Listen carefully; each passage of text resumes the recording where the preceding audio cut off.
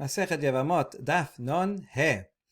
We are continuing to deal with the laws of Arayot, which is perfect because it's Parashat HaShavua, Haremot, and Kedoshim.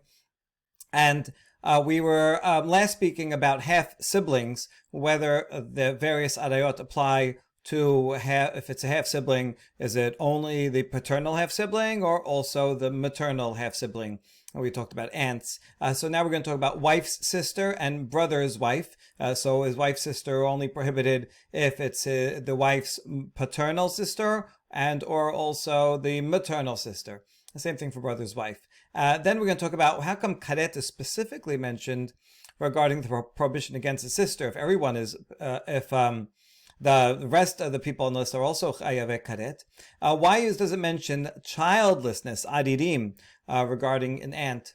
Then we'll see the source, that initial insertion. That was a topic also that we began yesterday, and we're going to continue.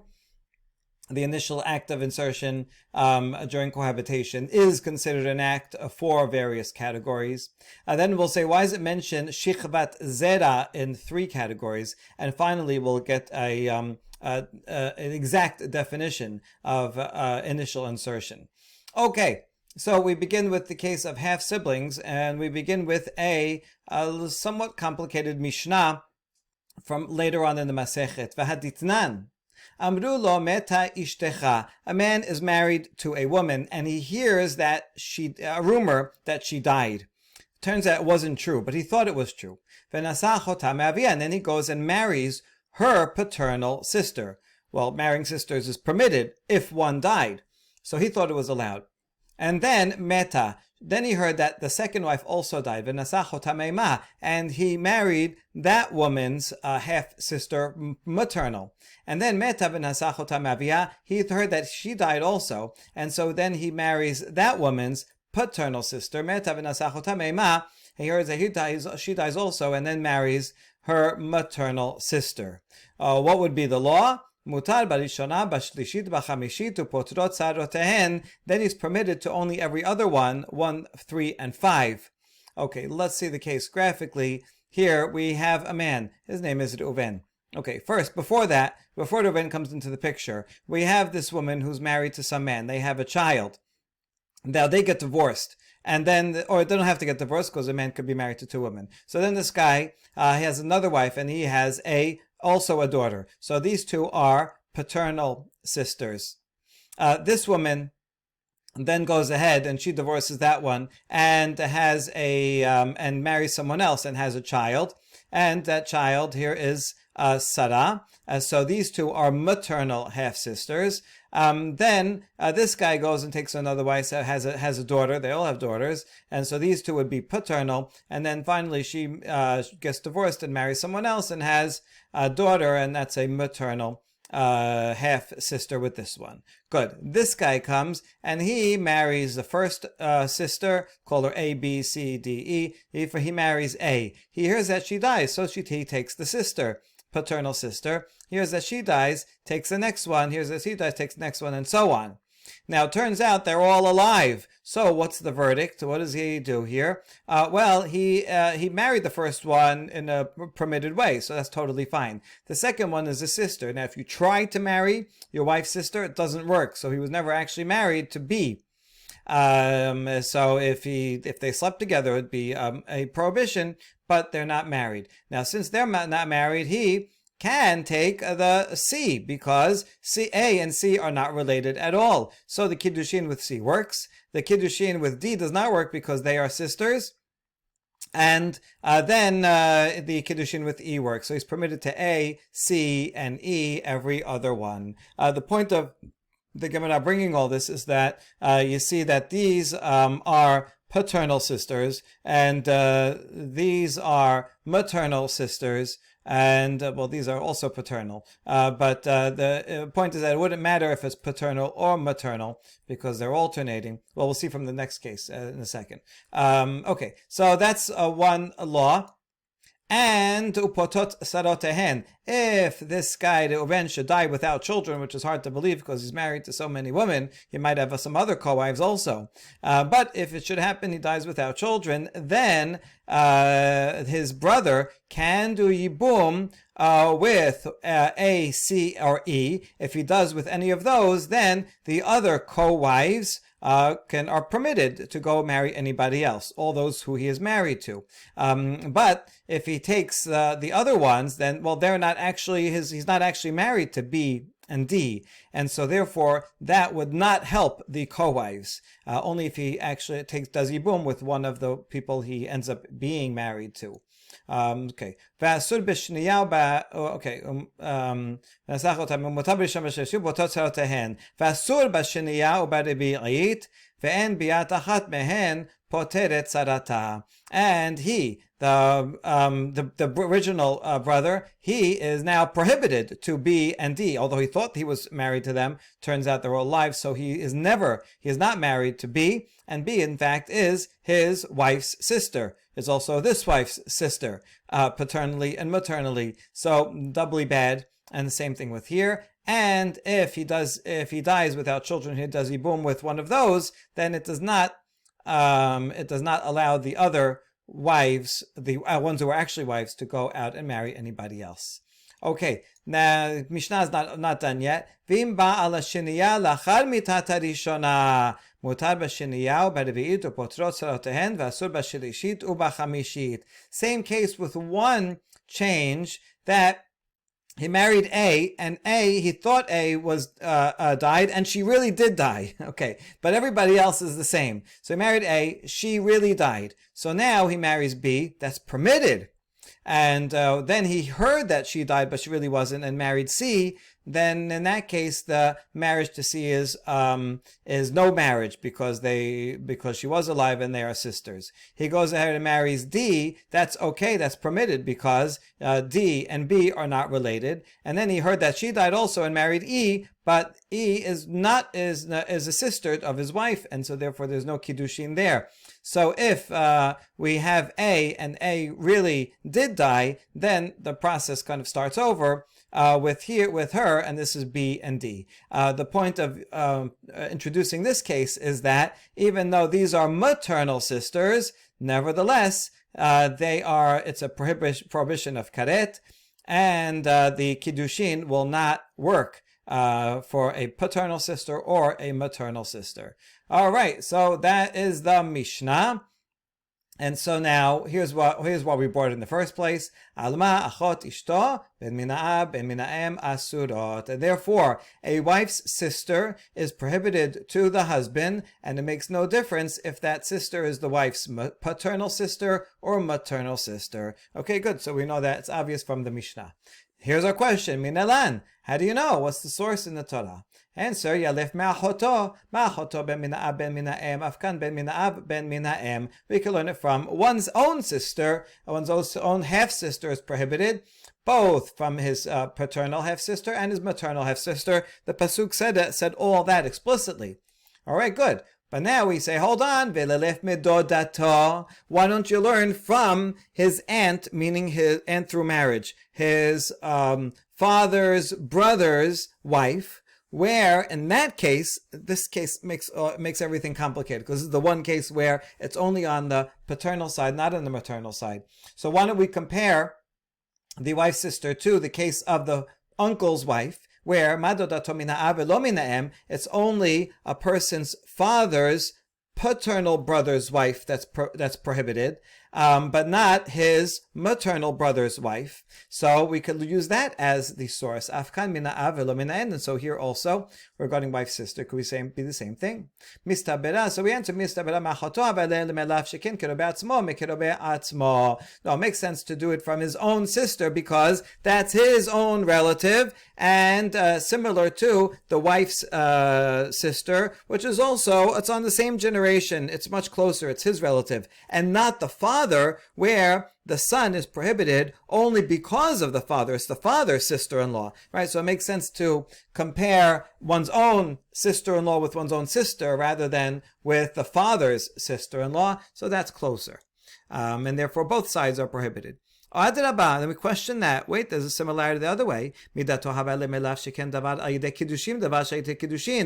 we learn the two cases that are prohibited through marriage? Which is the wife's sister is prohibited through marriage, and so is the uncle's wife. So those two are actually more similar than one's biological sister. But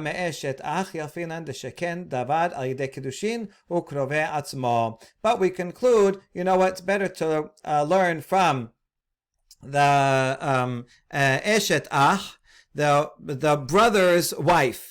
Okay, altogether a different source from the brother's wife is the most similar to a wife's sister, because both of those have that in common, that they are through kiddushin, through marriage, and they are his own relatives. And since his brother's wife is prohibited both if it's his paternal and maternal, therefore that is actually more similar than either of the other cases. And so now we have a source for that. Okay, so that concludes line 1, the wife's sister. Now, brother's wife, you just introduced as a source, but we never discussed that itself. How do you know that a brother's wife is prohibited? Whether it's a half-brother from the father or the mother. Detanya, Advat eshet achicha lo tegale ben mina'a ben mina'em. So now we're going to quote a Braita. Braita follows the usual structure of Midrash Halacha that gives a thesis first, quotes the pasuk and says, yes, this is both from the father and from the mother. But then it questions that very thesis and requests a proof. Is it both from paternal and maternal? Maybe it's only the paternal half-brother's wife that's prohibited. Vedin who, we can learn it logically. We'll compare it to a sister. The sister says so explicitly in the Torah, from the father or from the mother. Okay, good. But then the Midrash challenges itself. Well, you can go in a different direction and say chayev kan v'chayev dodato. Once again, the one case where there is a distinction in the uncle's wife. Madodato min ha'av v'lo min ha'em, afka min ha'av v'lo min ha'em. Just uncle's wife is only prohibited with the father's paternal brother's wife and not maternal brother's wife. And so we could compare the brother's wife to father's brother's wife. Well, let's learn what is closer. So what's closer to this guy himself? It would be his own sister is closer to him than his father's brother's wife. So if you're going to compare one, you should compare the brother's wife to his own sister, because that's prohibited because of him and not because of the father. But the other two have something in common. So on the other, you could learn the two things that are prohibited through marriage, which is the father's brother's wife as through marriage, and also the brother's wife that we're trying to prove is through marriage. So those are more similar. And don't bring me the sister, which is a biological relation. And so now we don't know which one should we compare it to. Talmud lomad arvat achicha hi ben min ha'ab ben min ha'em. So for this, we cannot actually compare it to one of those two cases because both of them have some similarities. Instead, we're going to learn it from that pasuk itself that has an extra phrase. Doesn't only say advat eshet achicha lo tegale, prohibited to your brother's wife, but then it adds advat achicha hi, that is the nakedness of your brother. It's prohibited because of your brother. This extra phrase comes to add not only brother from the father, but also brother from the same mother. And there you go. And once we have this case, then we can use it to this was the source for the previous. But his brother's wife was actually the basis for wife sister, because those are the most similar. All right, we're not done with this case yet because we have a couple more questions. Ve'ema idi ve'idi be'eshet ach min ha'av. Maybe both this whole pasuk is assuming only a paternal brother's wife is prohibited. And as to the question, what about this extra phrase, advat achicha hi, maybe that's there to teach something else. Chada deyesh la banim bechaye ba'ala, vechada de'en la banim bechaye ba'ala.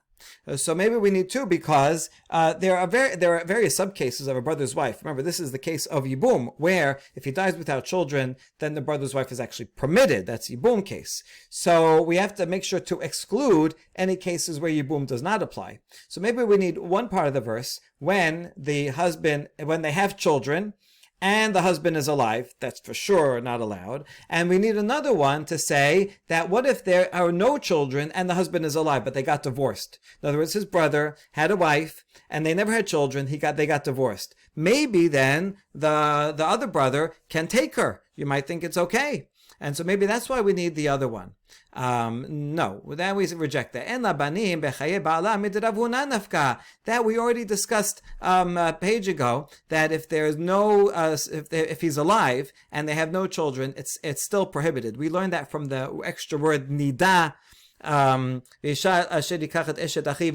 he, and why does it say nida? She's not always nida, and Rav Huna explained that just like a nida is prohibited now, but at some point will be permitted, so too in this case the brother's wife is prohibited as long as he is alive, but only after he's dead. So prohibited even if he has children. Prohibited even if he has no children and he's alive, is prohibited. You have to wait only after he dies. So we learned that already from Rav Huna, from the word nida, so we don't need the extra phrase to learn this. So now we're back to good, that we have the extra phrase to teach us the maternal. But we challenge again. Hadad yesh la banim bechaye bala v'chadad yesh la banim la'achar mitat bala. No, maybe both parts of that pasuk are all paternal, brother's wife. And why do you have two phrases? One is that it's prohibited when he has children and the husband is alive, and the other is when he has children and the husband dies. Right? Maybe you need a pasuk to tell me that if your brother dies and he has children, it's also prohibited. That's what the second half of the pasuk about Tachicha is coming to teach.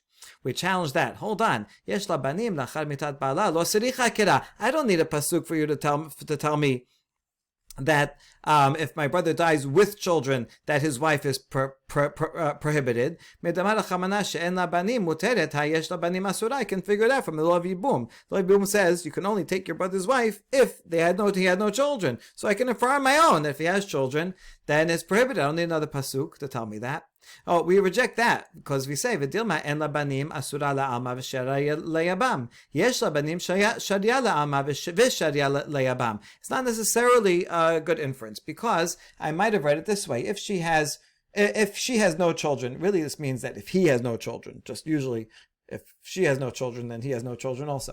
So if the brother dies without children, then the surviving brother is prohibited. Then the Yevamot, she is prohibited to marry anybody else, but she can marry only the Yavam. So that's the case of Yibum.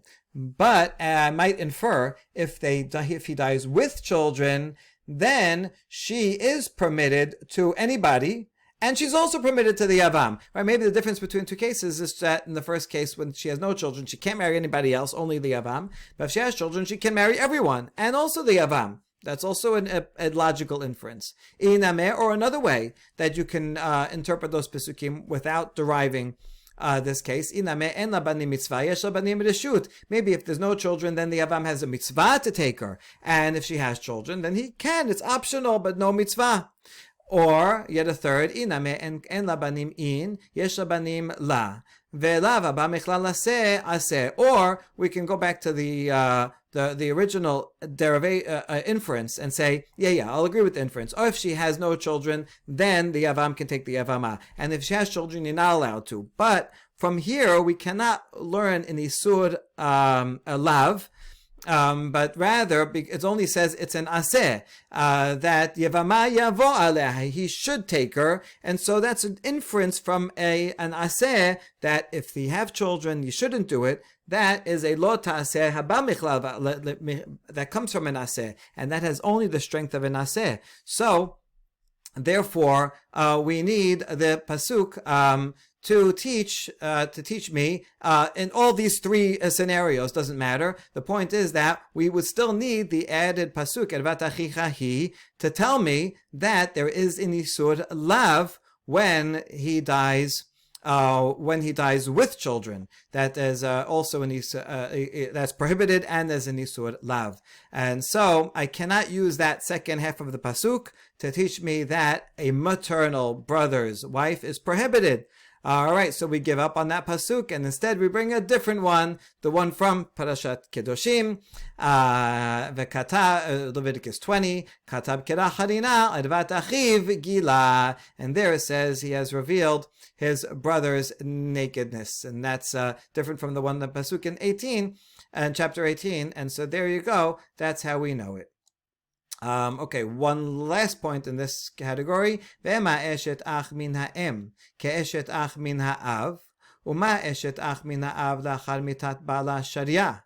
Af eshet ach min ha'em lachar mitat bala sharia. If you just compared a sister-in-law, meaning a brother's wife, and it makes no difference if it's a paternal brother's wife or maternal brother's wife, then the next logical step would be that I can do yibum in either way and say, just like with eshet ach, a maternal brother's wife, and it's the same as paternal. So just like the paternal one, after the brother dies without children, she is permitted, the Yevamah is permitted to the Yavam, so also from the mother it should be permitted. And then so you would have a yibum with the maternal brother's wife. Now, we already did reject this possibility a while ago because there's no inheritance there. The whole point is that the child should have to get the inheritance.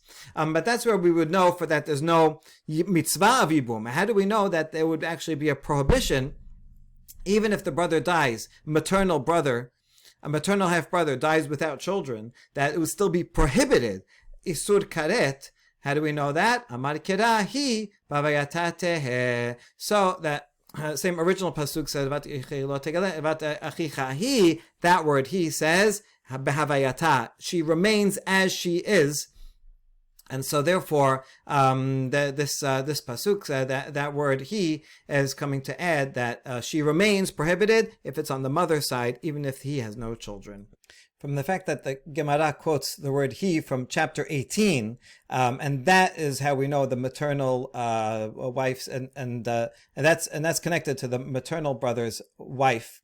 We see that the Gemara's understanding that in this baraita, it's this pasuk from chapter 18, Leviticus 18, about achicha, that extra phrase is the one that's coming to teach that the maternal brother's wife is prohibited. And this, when they're looking for another pasuk to teach me that when he dies with children, that also is prohibited, that comes from the pasuk in chapter 20. All right, and that concludes this entire section. And so we go back to our outline, and right now we're up to the next part, which is looking at the various distinguishing features of language within the chapter in the Torah regarding the arayot. It has a lot of words that appear regarding one or another, and really if you're just reading Peshat, it's hard to explain why certain phrases are mentioned with regard to one or another type of arayot. So now we're going to ask about karet, regarding the prohibition against a sister, and adirim, which is actually mentioned in two different prohibitions. So question 1. Achoto de katab karet lamali. Regarding one's prohibition against one's sister, the pasuk says, "Veish al asher yikach et achoto bat aviv o bat imo, v'rat avatav v'hiter et alvato chesed hu v'nichretu le'aneh b'nei amam." So there you go. It has the word karet and is in public, so it's a very serious one. Okay, great. But it says in the summary pasuk of the whole chapter of Arayot, Kol asher ya'aseh mikol ha'tavot v'nichretu. So it already says karet regarding all of them. Why do I have to specify that there's karet in the prohibition against the sister?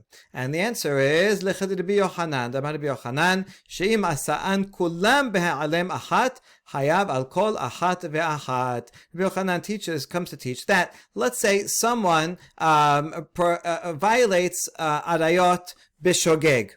He didn't realize it was prohibited. He didn't realize who these people were. for whatever reason. So there's a general rule: if one violates multiple times within one period of forgetfulness, then usually it all counts as one.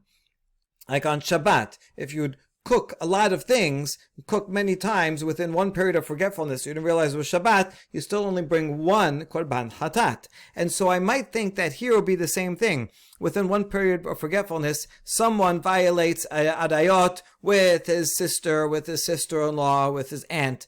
And then he realizes, oh, what a terrible thing I did. I might think it's only one chatat, korban chatat. Rabbi Yochanan says no. That's why it says karet specifically by achoto, to say that just like achoto alone requires its own karet and own korban chatat, so too any violation of arayot, even within one period of forgetfulness, will require its own hatat. So one would have to bring multiple hataot for multiple infractions, even within one period of forgetfulness. Okay, so that's the answer. Well, it'll be Yitzchak. Then we ask about that. Damar kol chayve karetot bichlal hayu, v'lama yasta karet b'achoto leduno bekaret v'lo b'malkot lechalek min elan b'Yitzchak. He learned something else from this pasuk regarding sister, and he said, he asked the same question. Everything that all chayve karetot were included in the summary pasuk. So how come it says regarding achoto, his sister specifically, that's karet?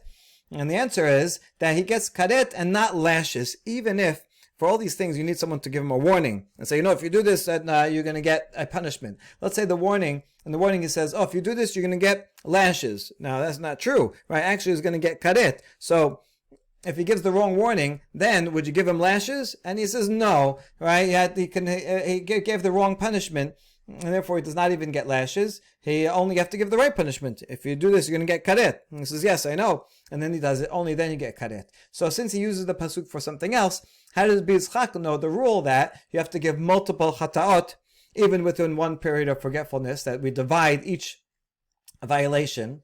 And the answer is nafkale me ve'el isha benidat tumata lehayev al kol isha ve'isha. He'll learn it from a different pasuk here, where it says regarding nida, ve'el isha, to a particular woman. So it will be karet for this particular woman, and also karet for another particular woman if it was another type of ervat transgression within the same period of forgetfulness. Okay, this is why it's a little hard to understand this ve'el isha, because what else is it going to say? Ve'el nida betumata. So I guess it could have said without the isha. I have a suspicion, even though it's not in any manuscript, that perhaps this has in mind the pasuk regarding nida in chapter 20, because then it does say v'nichretu again. Besides the summary pasuk, it says here v'nichretu.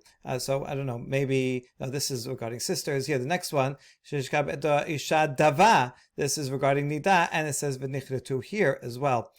So perhaps that's what the pasuk that this Gemara may actually have in mind. All right, now dodato. So we resolved this question of why it says the word karet regarding sister. How about the childlessness?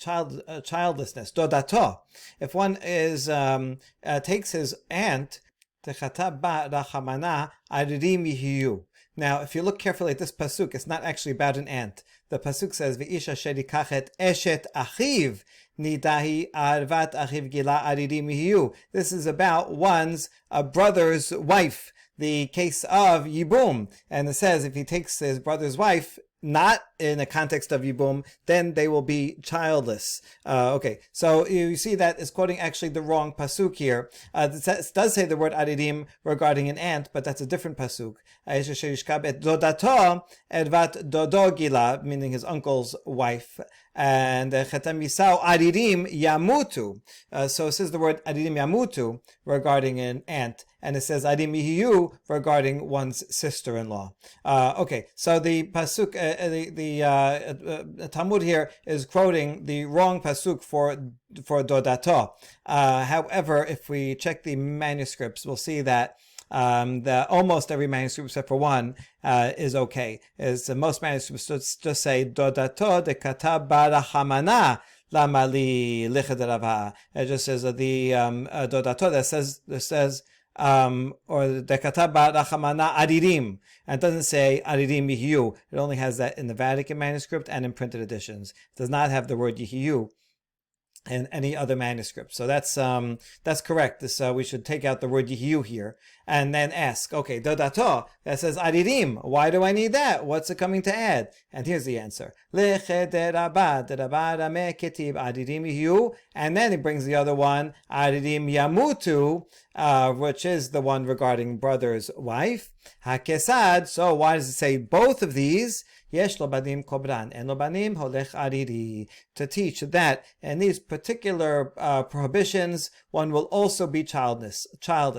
Why both of them? That if he already has children and then violates any one of these, then the children that he already had, he will bury. And if he does not yet have children, then he will not have children he will not have any children in the future. Or if he does, they also will be buried. And how do we know that? So it'll further elaborate. It has to have used both verbs, yihiyu and yamutu. If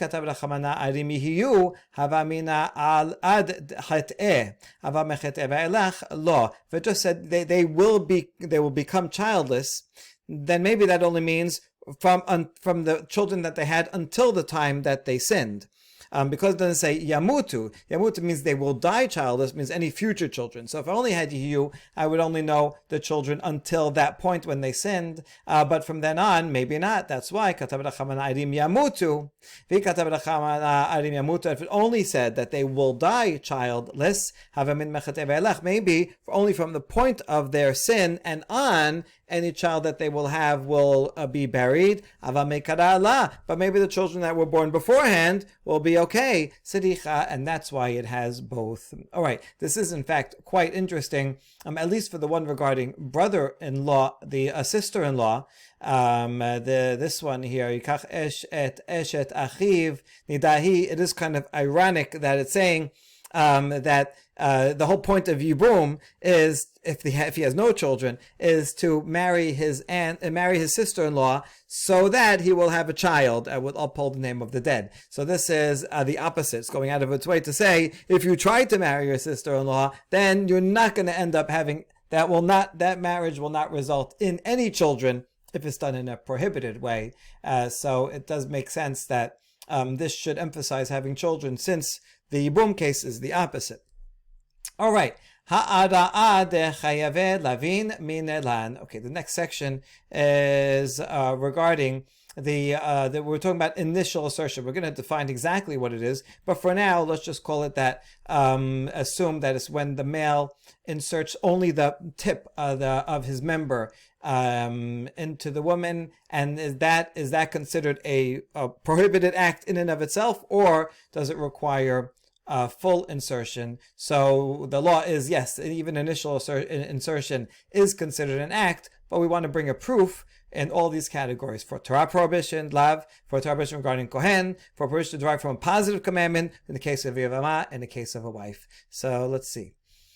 How do we know that in a regular sur lav, even initial? We already discussed on the previous daf that in a sur karet, that ha'ada'ah is prohibited. So the answer is midigalet chamana shichvat zera gabe shivcha charufa mikla dechayave lavin beha'ara'a.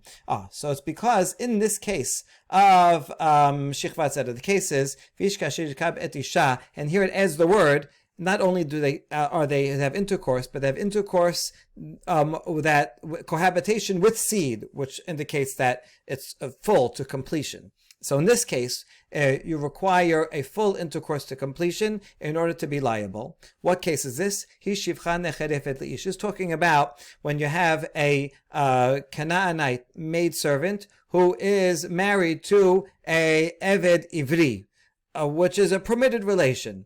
If they are married and she commits adultery, then she and he who does it with her does not get the death penalty in this case. So isha shirishkab et isha. So a man, a Jewish man, who takes this shivcha, who is married to an eved ivri, and he has to full completion in the act, then the next pasuk says, "V'hi heviet ashamo." The punishment is only an asham, and so this is lesser than the usual lav that requires lashes. And so you see, and in this case, it requires completion in order to be chayav in asham. So since the pasuk goes out of its way to say shichvat zera here, so gabesh shivcha charufa michlad dechayve lavin beha'ara'a. So that means only in this case do you require full completion shichvat zera. In a case where it's more stringent, a regular chayave lavin that requires lashes, then even just the initial ha'ara'a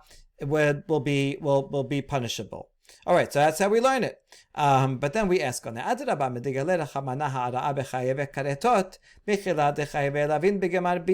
Hold on, you could say the other way around. I mean, the Torah never says anything about the lava with lashes. So you could look at the other case, even more stringent case of hayav karet, and there, as we proved yesterday, even the initial hara'ah says, pasuk says, even initial hara'ah says he'era in a case like that, and so we can learn from there. Since the Torah says ha'ara'ah is punishable in chayav karet, we can infer that if it's only lav, then you require full intercourse.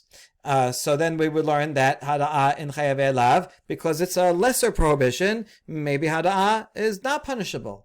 So why are you comparing? Why are you making an inference from the lower one, make an inference from the more stringent one? And the answer, no, in that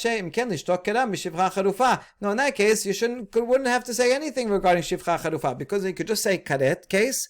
That one is very stringent, so hara'ah by itself is punishable. And I would infer from anything that anything lower, the lav with lashes, the asham, all that would not be punishable. And so since the Torah adds something about this, the asham case, so then it must be coming to add that I infer up from there. Okay, ha'ara'ah dechayave lavin dekehuna minelan. Okay, I know that a regular lav, so now that's punishable by lashes, is stringent enough that even hara'ah is punishable. But what if it's specific to a kohen marrying a divorcee?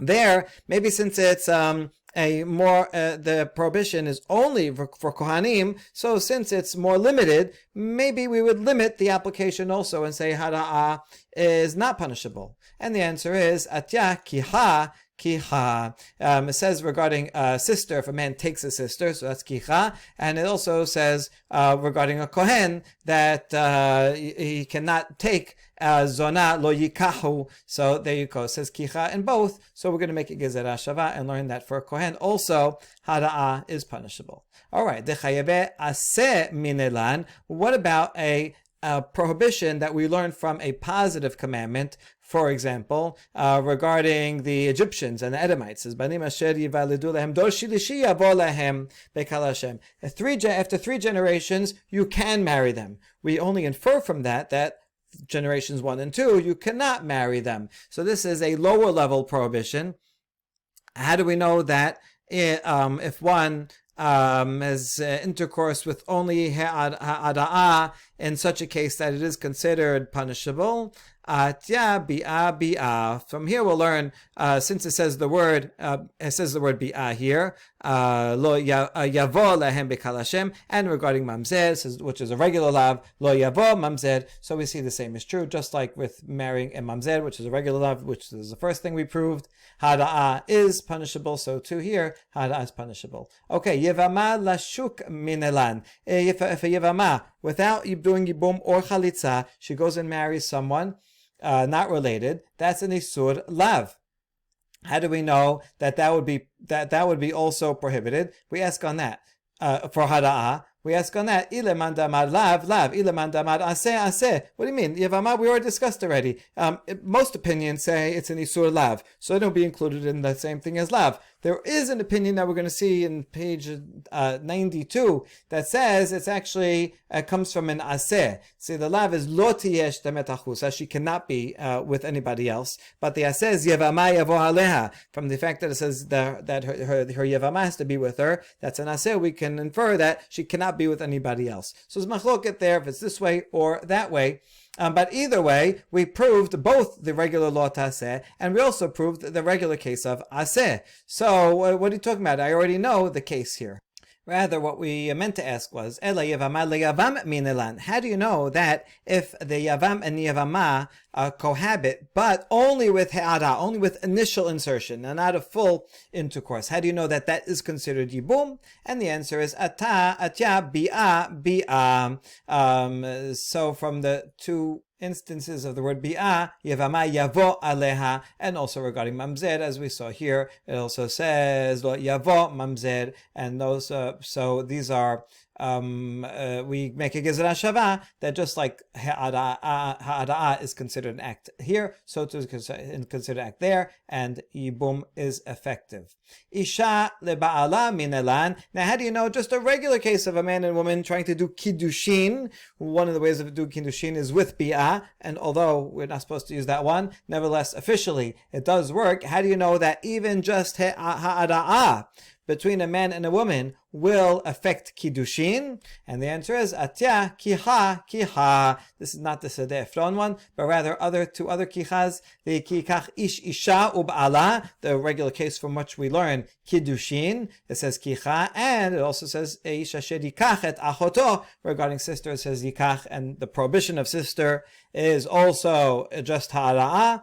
And so too, the word kicha regarding kiddushin means even just ha'ara'ah is sufficient, and the kiddushin will be effective. All right, and so now we saw the source for all of these cases, and now since we did mention shichvat zera regarding one of the proofs here in one of the first question, the category or the first category, so now we're going to go into that and say why does in fact the pasuk say shichvat zera in three cases? Amar Rava, lama li dekatav rachamana shichvat zera b'shivcha charufa, shichvat zera be'eshet ish, shichvat zera besota. In these three cases, the Torah says cohabitation with seed. Why? How is that different from the just regular cohabitation? So this shivcha charufa kedamaran. We already answered it regarding shivcha charufa because that prohibition is lowered only in asham in order to violate adultery with a maidservant, Canaanite maidservant who's married to an Eved Ivri.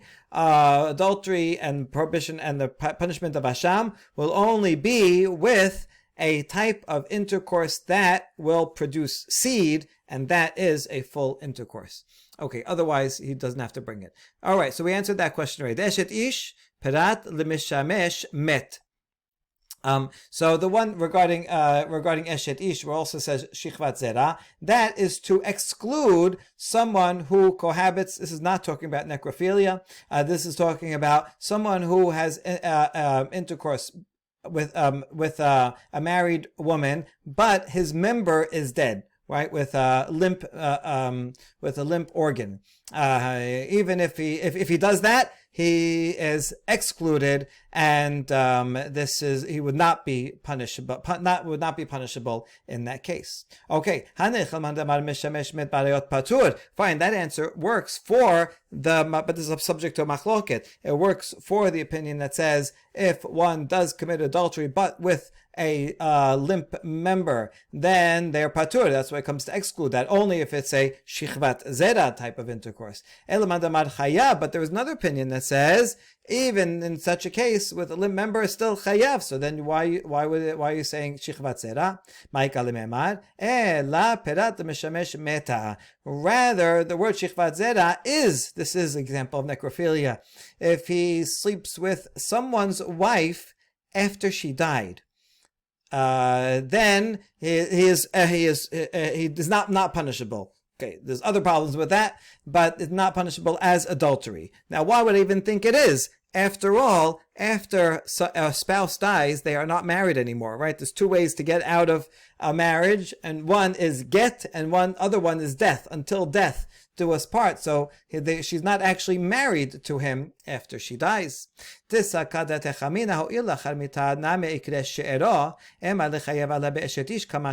might have thought that it is still a prohibition of adultery, since the word she'era, this is regarding a kohen. A kohen cannot become tameh met for a regular person, except for 7 relatives. One of the 7 includes his wife. And we learn to include his wife from the word she'era. So even though you might say, wait a second, after his wife dies, he is no longer related to her. So therefore, Kohen should not be allowed to become tameh to his wife. The pasuk says she'era, it's his kin, it's his flesh. So she's still called his wife, even though she died. So I might have thought that in this case also, this someone who commits this type of adultery after her death maybe would be prohibited because it's still called his wife, and therefore this comes to teach only shichvat zera, only a type of intercourse that could come to have a child, but obviously a dead woman cannot have a child.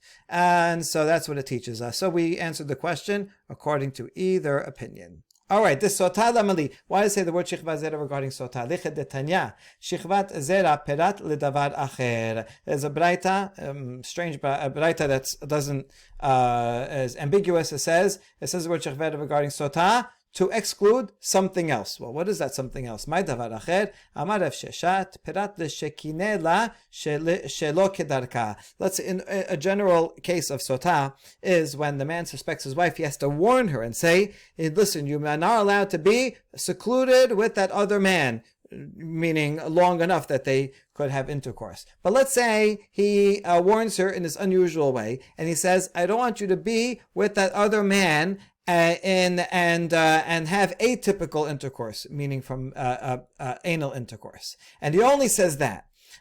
So this comes to exclude that she would not be called a sotah if he makes this limited type of warning. Okay, hold on. It says regarding the definition of intercourse, mishkeveh, this is regarding homosexual intercourse. It says cohabitations of a woman, indicating that either way, front or back, is considered bi'ah and prohibited. So it really wouldn't matter if he says this condition. So it can't be that davar acher is referring to that. Ela amarava perad l'shekine la derech evarim.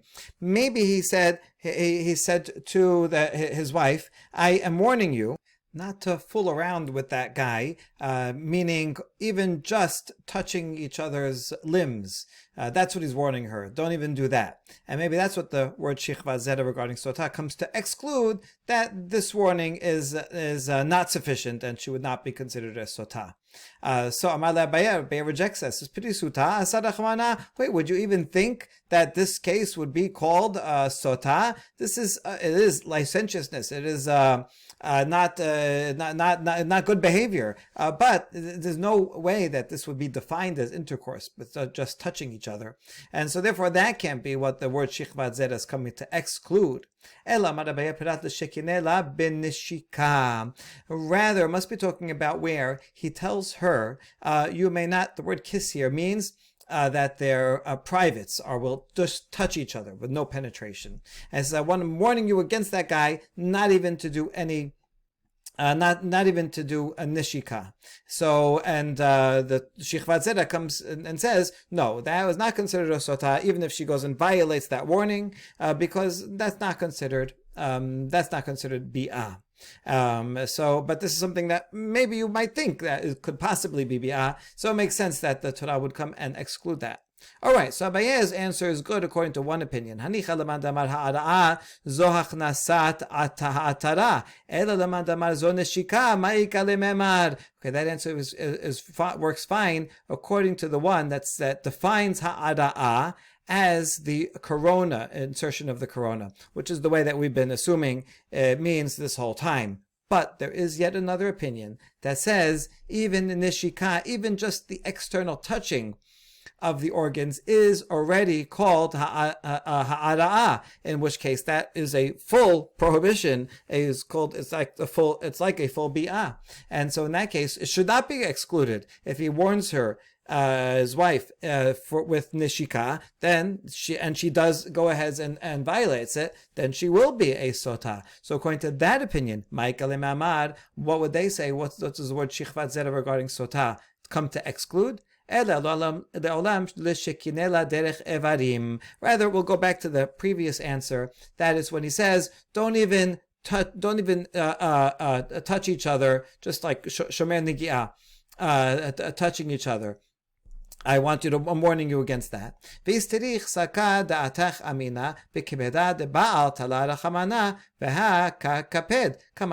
And I might have thought that he can warn her in any way that he wants, whatever he is upset about, and he says, I don't want you to do this, so he can define what sotah is. And if he would say, I don't want you to go in a car together, I don't want you to, talk on the phone together. So he can say anything he wants, and there shall be called a sotah.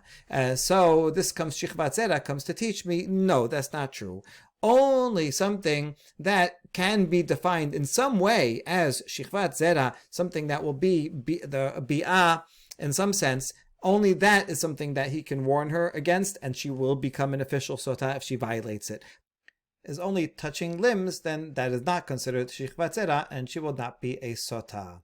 Okay, that concludes that topic, and now we're ready for the last topic, which was, or we already introduced that machloket, and what exactly is the definition of ha'ada'ah. And so we want to, in fine detail, we have to know what this is. Amar Shemuel, ha'ada'ah zo nishika. According to Shemuel, who lives in Bavel, he says that the initial act of bi'ah, which is considered punishable, would be even the organs, the privates touching each other. Mashal le'adam shemaniach etzba'o al piv, i'efshar shelo yichok habasar. And he gives an example. If someone just touches his lip, if you put your finger touching your lip, then it's impossible to touch it without there being some penetration, some insertion, and therefore that already is called act of bi'ah. That's what hada'ah, the beginning of insertion, is defined as. So that would be a more stringent opinion, even just this nishika. Ki ata Rabba bar Chana amar Rabbi Yochanan. Right now we're going to see 4 reports of what Rabbi Yochanan said that made their way to Bavel. All right, there's 2 of them are the same, so there's really only 3 different reports. So the first one is Gemar bi'ah b'shivcha charufa zohach nasat ha'atara. This report is about what is called full bi'ah, the one that we say is called shichvat zera regarding the shivcha charufa case. That is the corona entering, which would imply that if it was just nishika, that would be called ha'ada'ah, right? Ha'ada'ah is just nishika, so therefore inserting the atara is full. Now, Mativ Rav Sheshat is going to challenge that with a baraita that says shichvat zera eno chayav ela al bi'at hamiruk. Now we have another word that the word shichvat zera means that regarding shivcha charufa would mean that one is liable only when the word miruk can mean to polish or complete or empty out. Means something about finishing. So only bi'ah that is finished, that is called shichvat zera. So this seems to challenge what we just said, because if Rabbi Yochanan, indeed said that shivcha charufa is the entrance of the atara, well, then that sounds like it's less than miruk. So my love, miruk gid, doesn't that miruk mean that the full member is inserted? So we say no, not necessarily. La meruk atara. Maybe meruk means the completion in the sense that the atara enters. Okay, a little difficult to fit that interpretation, but possible. Ki atar avdimi amar Rabbi Yochanan. Second report from Rabbi Yochanan. Ha'ara'a zo hachnasat atara. He also says ha'ara'a. This is right here. He said. Gemar bi'ah. So he's giving a different definition, and he says hara'ah is the entrance of the atara. So that's what we were thinking all along. That's seems to be the opposite of Shemuel. Amru le v'hada baba bar Chana lo amar hachi. And so now they asked him, wait a second, the first report that we got already said that it said that the full Shikvat Zera is the Atara. So that one's Atara. And from there we can infer that if it's less, that if it's Hachnasat Atara would be full, and therefore Hada'ah would be less than that, only Nishika. So this is a contradiction. Amalahu o ihu shakrai o ana shakrai. So Rav Dimi says, well, either I'm a liar or he's a liar. All right, because these two in fact do contradict. So we have two different versions of what Rabbi Yochanan said.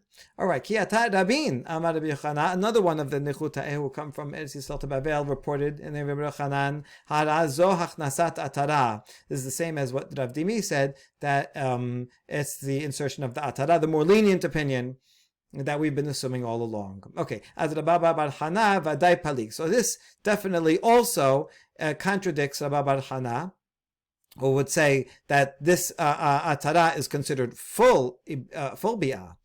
So for sure argues on him. But adishmael mi lema palig. But do both of these opinions here, Rav Dimi and Ravin, do they necessarily argue with Shemuel?